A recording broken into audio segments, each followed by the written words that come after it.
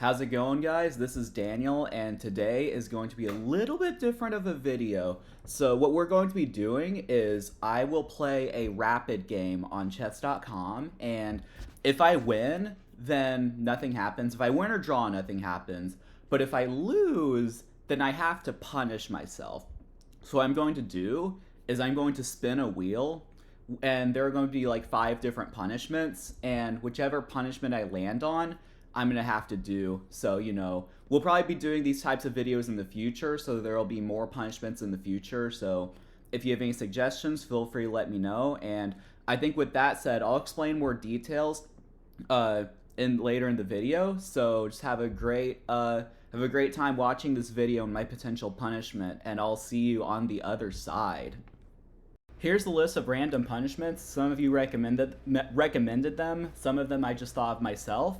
What I did is I just put a select few onto the wheel for this time. So in the future, I'll have more punishments and I'll discard the ones I've already done. And I actually have footage of me randomly choosing, using a random number generator, the punishments I would do. And I'm not putting it on the video, but if you really want to complain about me picking and choosing, then I can show you the footage. And here is the wheel. So give diamond essentially means that I will be giving one of you a diamond membership, a 1-month diamond membership on chess.com. So if I land on that, I'll give you details as to how you can claim it.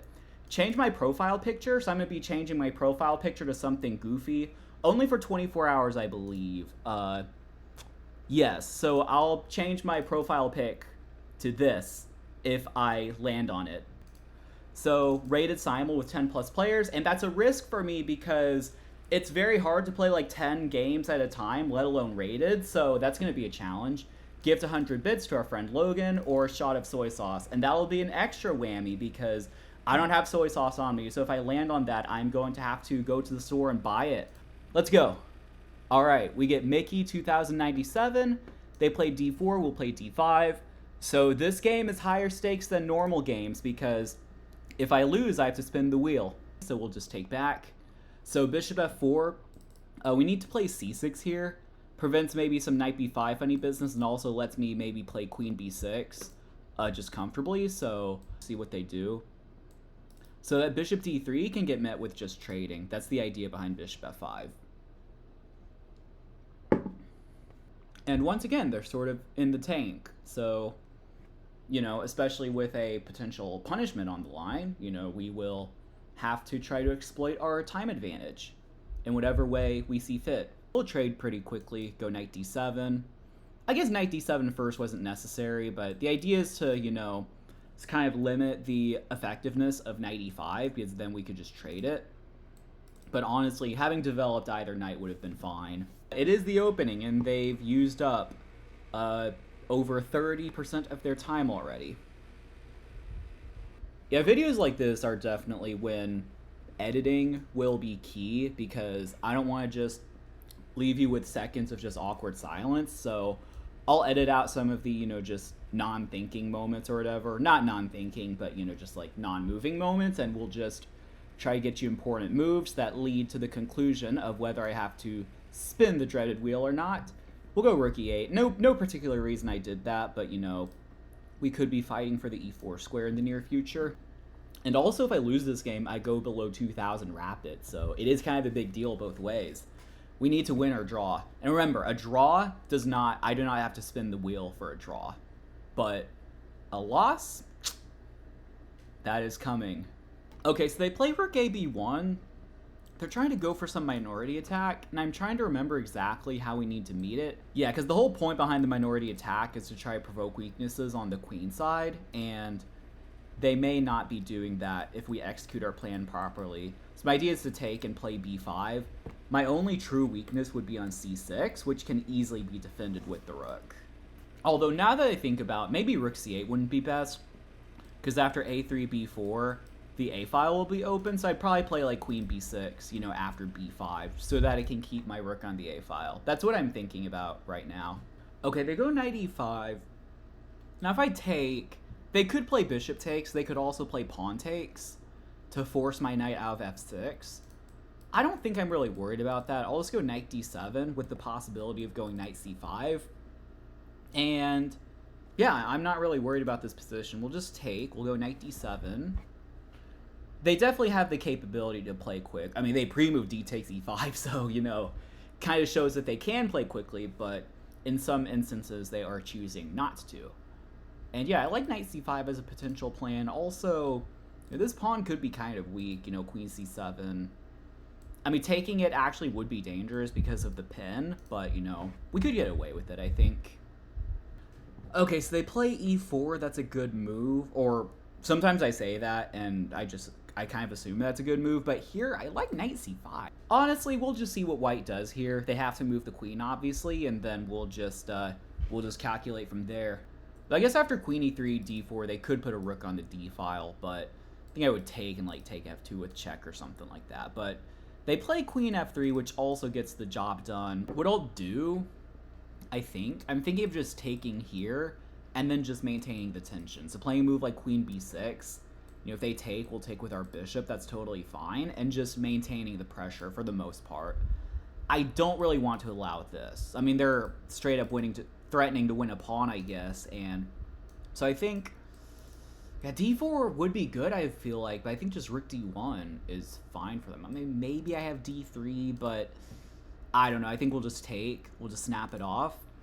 Then we'll play queen b6 pretty quickly. Yeah, just go here. And now we have a square for our rook on the open file. And if they capture c5, we'll just take with our bishop. And that's completely fine for us. I believe after bishop e3, I'll just move out of the pin with queen b5. Admittedly, I didn't see that initially, but I think we are okay. Okay, now knight d6. So this is interesting. I think taking is the play. I could just try to pressure the pawn. That's what I'm thinking. Just go here. I'm thinking bishop f4, maybe knight e4. We're threatening the pawn, and we're also threatening, like, knight d2, but that doesn't really matter because they play rook d1. Now, we could still play knight e4 and just sort of see what they do. Knight e4, d7, I just have rook e7, I believe. Although that could, you know, that would sort of tie my rook down. Knight e4 just ties my rook down, to be frank. So, I don't know, I like knight d3 here as well. Although my knight is sort of vulnerable on the d3 square. Yeah, my position's sort of choppy. I have to make sure not to, like, blunder anything. We'll go rook e6 here. Pressure the pawn. Our knight is still protected by our queen. And if they push, we can just take, I believe. Take. Well, if bishop c5, take. They would have a back rank on us. So maybe after d7, we need to reconsider. Aha. They're attacking our knight. I don't know for sure if it's better or worse for us or whatnot, but it is pretty difficult. I think knight e4 here is good, though. Just knight e4, offering a queen trade and putting more pressure on this guy. Okay, they take. We'll take back. And by the looks of it, we'll be rounding this pawn up. Now, will they get counterplay on our weaknesses is sort of the question. They do go d7, and I mean, it's still tricky. So I think we'll go rook e7 here. Yeah, I'm thinking about... Oh, so there's back rank issues. So if we take, there's checkmate. Wait, so is this just losing for me? Uh-oh. I may have to spin the wheel.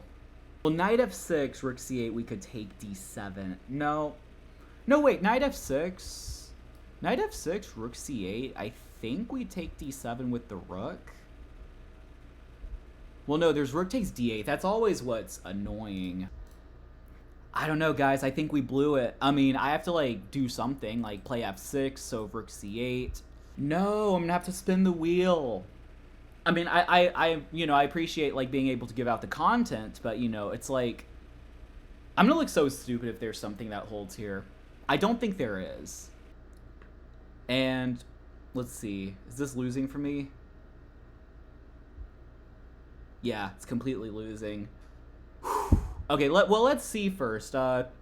Which one am I most nervous about? Which one am I least nervous about? I guess I'm least nervous about anything having to do with giving. So like gifting 100 subs or giving a diamond. I wouldn't really mind that. I think I'm most nervous about changing my profile pic for it's only for a day, but I have to change it for a day. Here we go. See, speak of the devil.